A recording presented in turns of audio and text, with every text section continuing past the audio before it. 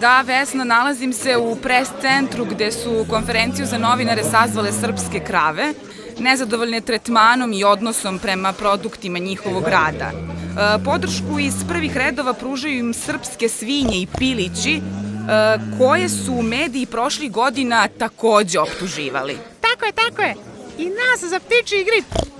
I nas za svinjski grip. A medijima se obratila i krava, rečima: Muke su to, braće i sestre. Ja to nisam htela da jedem. Tako je. Pravda za krave. Pravda za kravi piliće. Strada smo mi, ni krive ni dužne.